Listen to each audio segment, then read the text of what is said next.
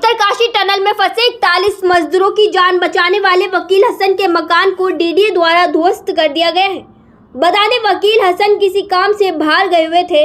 घर में वकील हसन के बच्चे मौजूद थे और अचानक उनके घर पर प्रशासन पहुंचा और दरवाजे को खटखटाया। बच्चों ने डर के मारे दरवाजा नहीं खोला, लेकिन जब अंदर से नहीं खोला गया तो प्रशासन द्वारा दरवाजे को तोड़कर घर का सभी सामान बाहर निकाल दिया और मकान को पूरी तरह ढा दिया गया।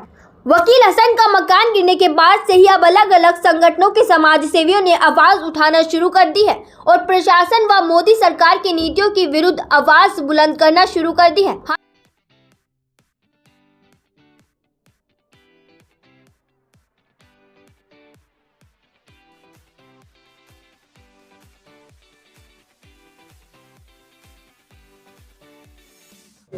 41 मजदूरों की जान बचाने वाले वकील हसन के मकान को बीते रोज डीडीए द्वारा तोड़ दिया गया। मैं सबसे पहले ये मकान आपको दिखा देता हूँ, तस्वीरें आपको दिखा देता हूँ। देख सकते हैं किस तरह ये वकील का मकान है और मकान के बाहर यहाँ पर तमाम जो वकील का सामान है वो बाहर पड़ा हुआ है। बीवी बच्चे तमाम रोड पर मौजूद आपको दिखाई दे जाएंगे। इस वक्त यहाँ पर जो सोशल एक्टिविस्ट हैं महमूदा, वो पहुँची, उनसे बात करने का हम प्रयास करेंगे। मैम, क्या कहेंगे जिस तरह 41 मजदूरों की जान बचाने वाले वकील हसन का मकान डीडीए द्वारा तोड़ दिया गया? बहुत शर्मनाक है, बहुत ज़्यादा शर्मनाक है और एहसान फरामोशी है कि आप बड़ी बड़ी टेक्नोलॉजी से उन 41 मज़दूरों को बचा नहीं पा रहे थे जो उस सुरंग में फंसे पड़े थे और शायद मर जाते, खुदा न खास्ता ख़त्म हो जाते। ऐसे लोगों को इन लोगों ने, वकील हसन और इनके साथियों ने जा कर के उनकी जान बचाई। एहसान मानना चाहिए था, थैंक यू बोलना चाहिए था और थैंक यू बोलने का तरीक़ा ये था कि इनको कुछ इनाम देना चाहिए था, पक्की नौकरियां देते, इनके घर बनवा देते, कुछ तो करते। लेकिन किया क्या, गरीब लोग हैं, इनके घर तोड़ा इनका। बजाय इसके कि इनका घर पक्का करवाएं, इनका घर तोड़ दिया। एक तो उनके सर से छत छीन ली, दूसरा उनकी डिग्निटी को, उनकी गरिमा को ठेस पहुंचाई। देखिए सारी फैमिली बाहर पड़ी है, ये कोई अच्छी बात है?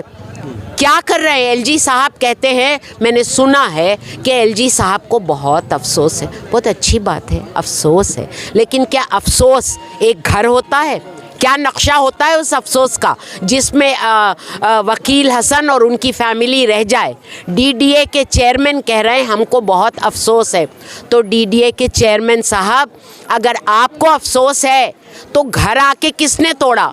आप ही के कारिंदों ने तो तोड़ा है। और अगर आपको इतना ही अफसोस है तो आपने घर क्यों तोड़वाया?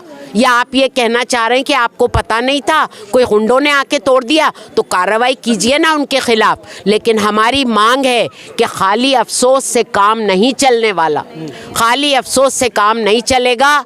इनका घर बनवाइए, इसको पक्का बनवाइए।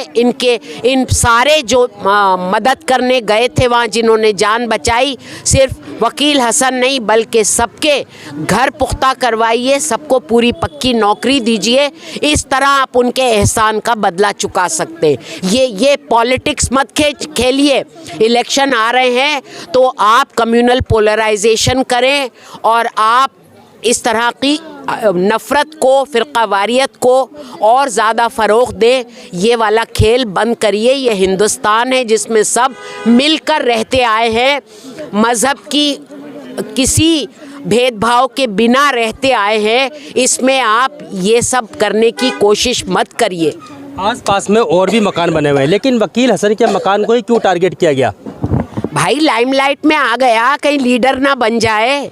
वकील हसन ने इतना काम किया, लोगों को ऊपर उठा, आवाज़ उठी, उसका नाम उठा, और आप जान रहे हैं कि वो है कौन, तो कुछ तो उसको दबाने के लिए करना है, उसको ठेस पहुंचाना है, किसी तरह वो दब जाए, गुर्बत के तले और भी ज़्यादा दब जाए कि वो आवाज़ ही ना उठा पाए, इसलिए कर रहे हैं। मगर हम ये होने नहीं देंगे। हम अखिल भारतीय जनवादी महिला समिति एडवा से हैं और हमारे साथ जो मज़दूर संगठन है C2, वो भी हमारे साथ है। हम लोग ये होने नहीं देंगे।